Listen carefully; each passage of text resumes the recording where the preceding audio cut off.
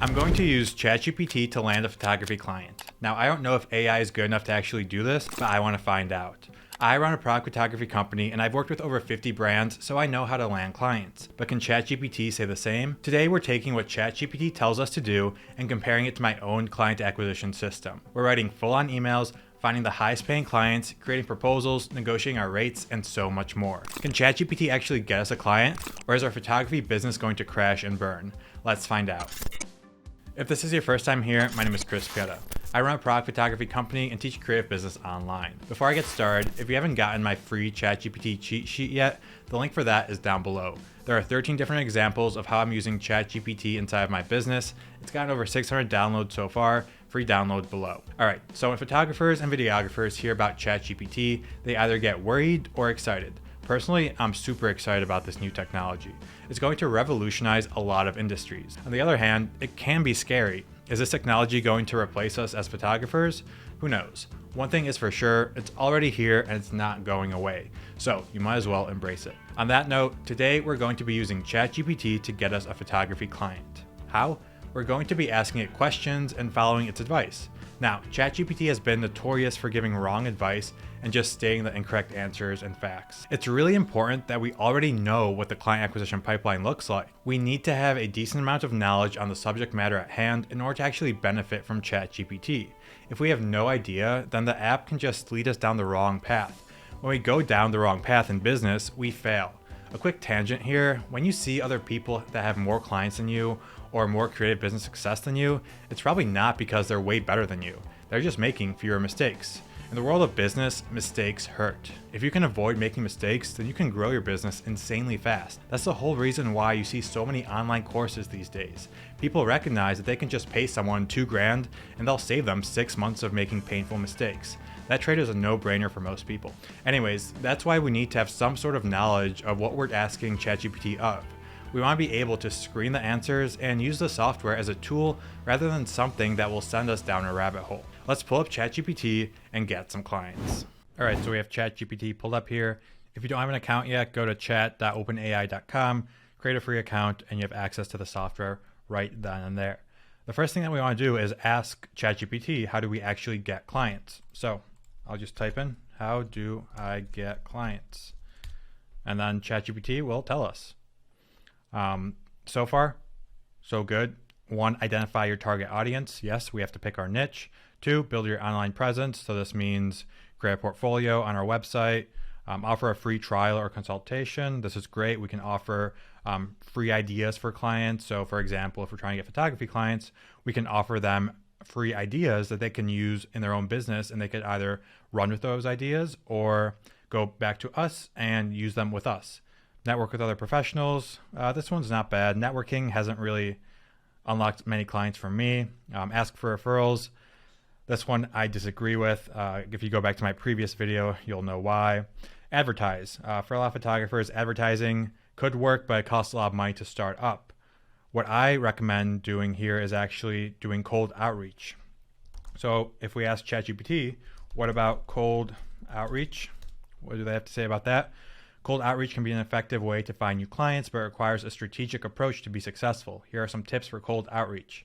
Okay, so number 1, research your prospects, right? You want to figure out who you're reaching out to before reaching out to them, figuring out if you have the right solution to their business problems. So for example, if a e-commerce brand has bad product photos, now you can reach out to them offering to do great product photos. Personalize your message. Okay, that's very important. When we're sending our cold emails, we want to actually make them really personable. So if we're reaching out to a matcha company, we can make a quick blurb about how we love their matcha, how we've been drinking matcha for years, only if that's true, and make it personal to that company, right? 3, keep it brief and focused. So this is really important when you're sending cold emails. We want the outreach to be really brief, really to the point, so they don't have to read through a whole paragraph of text. They have to know exactly who you are, what you offer, what your credibility is, and what you want from them, right? Number 4, follow up. This is great here. Nothing more to be said on that. Number 5, use multiple channels. Okay, so if we're doing cold email, we can do both email here. ChatGPT actually recommends LinkedIn, which is a great way to really nurture your leads. And we can do cold calling, things like that, Instagram messages. That's all great here. So So far, ChatGPT told us, yes, a few ways to find clients by finding a niche, building a portfolio, that free trial, that's okay. And then from there, they didn't really provide us with much actionable advice that actually is effective in the real world.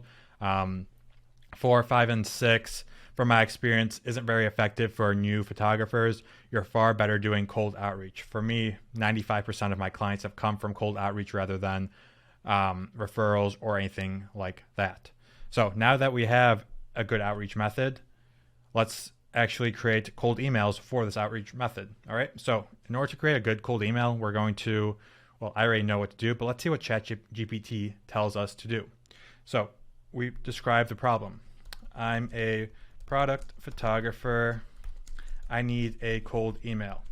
I'm reaching out to matcha brands offering my product photography services.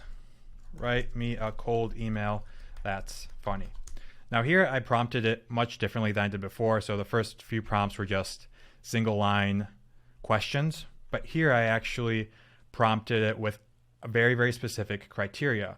If you don't know how to do this, I actually have a secret formula that I have inside of that ChatGPT cheat sheet I was talking about earlier.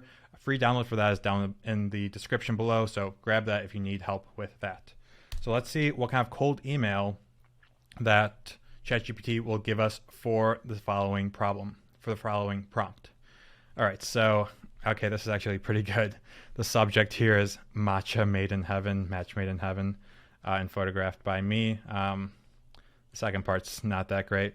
But here, we say, we have our hook here. First, dear matcha brand, I hope this email finds you buzzing with excitement for the day ahead.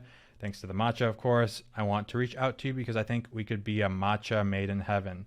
Sorry, I couldn't resist using the pun. Now, this is pretty cheesy, but I think it would be very, very effective for an opening line. This stands out among the crowd. Fantastic first opening here. As a product photographer, I have a passion for capturing the beauty of all types of products, and matcha is no exception. I understand the importance of making your matcha products look as amazing as they taste, and I believe my photography skills can help you achieve that. I would love to work with you to create stunning product photos that showcase the unique qualities of your matcha brand. Whether you need photos for your website, social media, or marketing materials, I'm here to help. This is all right. You describe who you are, why you want to work with them, but you don't really provide any credibility here. When you're sending out cold emails, you need some sort of credibility statement. So if you've worked with other brands before, name drop those brands. If you worked with 10 brands, 20 brands, say that number. If you have a case study on your website, link it there. You need some results that can back up your claim of being a product photographer, of actually driving results for brands. That is very important with cold emails. If you don't do that, you're probably not going to get as many responses. All right, so next, if you're interested in discussing further, I'd love to set up a time to chat. And if not, no worries. I'll just go back to sipping my own matcha and dreaming of that perfect shot. All right, this is fine. You want a more clear ask. So rather than asking, hey, do you have any time to chat? Be very specific. So you'd want to say, hey, do you have 10 minutes free on Monday for a quick discovery call? So overall, not bad, ChatGPT. If you send 100 of these emails, you'll probably get a few responses here and there and probably a client from there. If we improve this email significantly, we can cut that number 100 down to 50 or 20 emails to get that client. All right. So overall, not bad. This is definitely effective, but it could be a lot better. So next, let's say we send this email to a bunch of clients, a bunch of leads, and we get a few responses. So let's ask ChatGPT what to do next. Okay, I got a response from a client. How do I conduct a discovery call for this lead? So now we ask them what we have to do next. I already know that I should be doing discovery calls with clients after sending cold emails. That's just my client acquisition pipeline, and that's what you should be doing as well. So here we ask ChatGPT how to actually have that discovery call. So what we want for discovery calls is to have a very concrete script of things we can ask so that we come off as a professional during the call, we ask the right questions, and we position ourselves as the solution to their problem. So having a complete script is very, very useful for this stuff. ChatGPT didn't give us a full script, but they outline what a discovery call is. So you can pause the video here and read everything that ChatGPT told us to do. I'm going to go through it real quick here. So number one, set up a meeting. obviously. 2, prepare questions. So here you're going to ask the client, the lead, what they're doing from like a marketing end, what their goals are with product photography. These are great questions to ask here, actually. So ChatGPT did a good job here with these. Be professional and personable. Okay, very obvious. Share your expertise. Yeah, you can talk about the brands, the clients you've worked with. End with a call to action. This is huge. So ChatGPT is telling us what the next step is.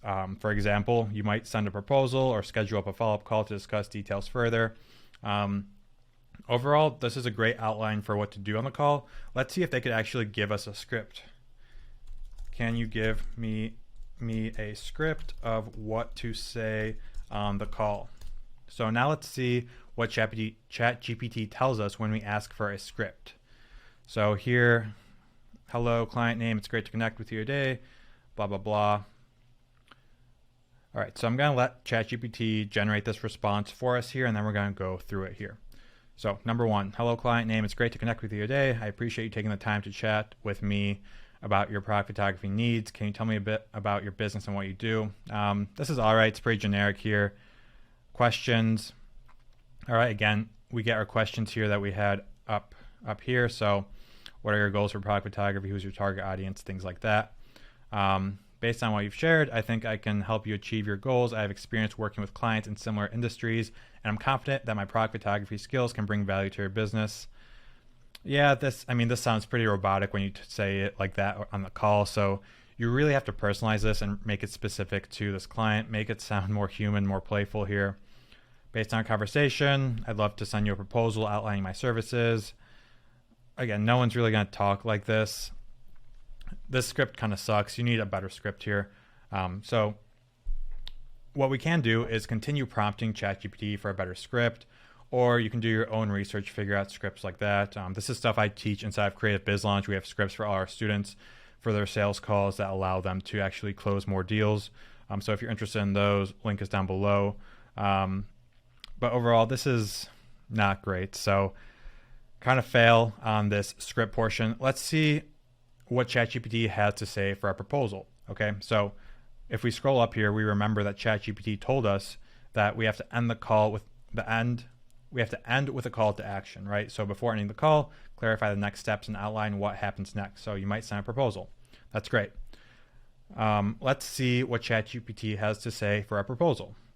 I want to send a proposal to this client. Can you help draft an outline?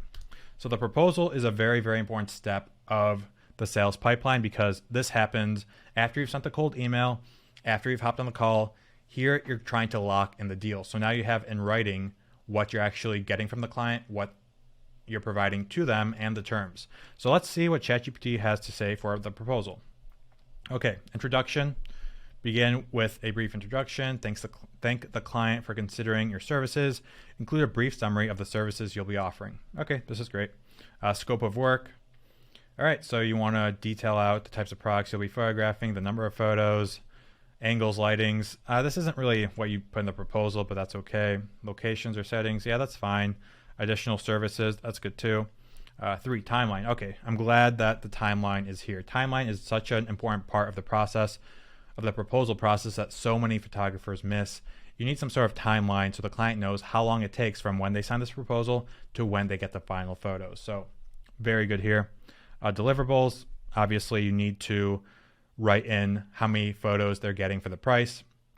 5, pricing, total cost for the project, total cost per photo, additional fees. That's great. Terms and conditions. Okay, we actually have a few terms that ChatGPT told us we should implement here. So a payment schedule and deposit requirement. Great. Cancellation policy. Pretty good. Confidentiality agreement. I've personally never used these, but sometimes clients want these so that there's a non-disclose thing here. Copyright statement outlining the client's rights to the photos, right? So that's important for licensing, things like that. And then conclusion here, and the proposal with a call to action, encourage them to contact you. Okay, so this is pretty decent. There's a few things missing from this proposal, namely relevant portfolio and case studies. So including case studies in your portfolio or in your proposal is very important, because clients will be able to see previous results you've gotten for other clients, and they will be more inclined to work with you on this project. And then relevant portfolio items. So if you have any pictures or photos that are representative of what this client is looking for of their own products, I would definitely include those in here. There's a few more things that a great proposal has that ChatGPT missed here. But this proposal, this could get signed. Like, this is definitely good enough to get clients. It's not perfect, it's not great, but it's definitely good enough here. So again, I'll give ChatGPT a pass for this one. Okay, what happens after the proposal? Let's talk negotiation. So let's see what ChatGPT can do for our negotiation process. So let's say we pitched 10 photos for $2,000.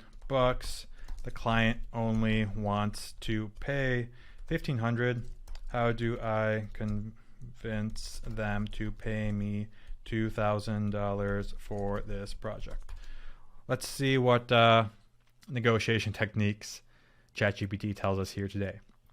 Okay, so negotiation on pricing can be a delicate situation, but there are a few strategies you can use to try and convince the client to pay your requested rate. Here are some tips. Number 1, highlight the value of your services. 2, be flexible. 3, negotiate by meeting halfway. 4, discuss the specifics of the project. 5, stand your ground. Okay, so I mean, this is all pretty generic negotiation advice. Nothing mind-blowing here. Again, you do want to emphasize your value. That's very important. You want some flexibility in the offer. Like, you don't want to just stick firmly to $2,000. You want to be somewhat flexible here.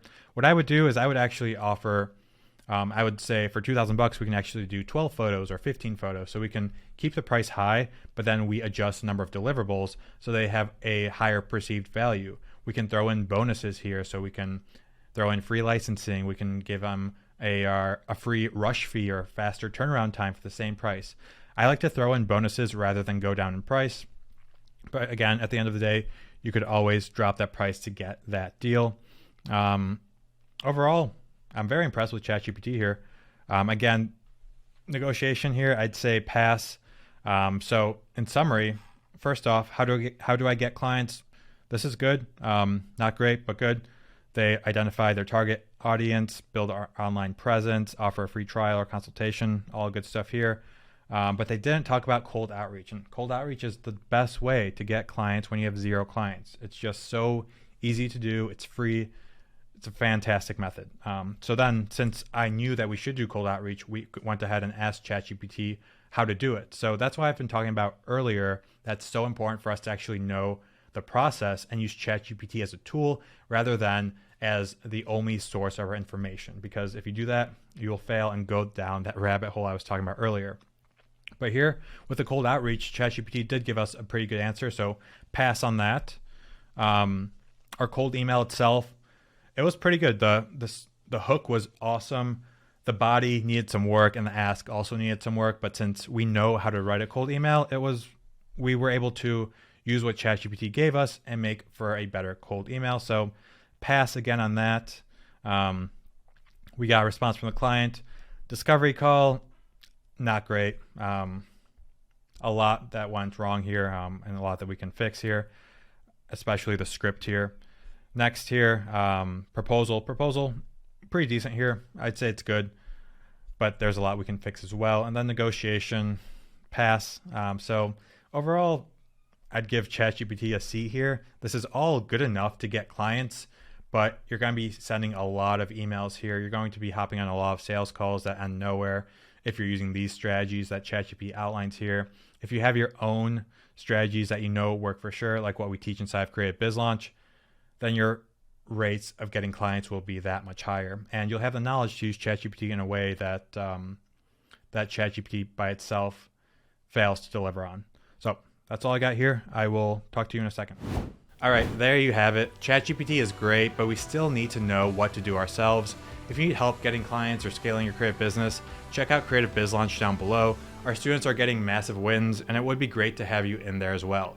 Thank you for watching. My name is Chris Pieta, and I will see you in the next one.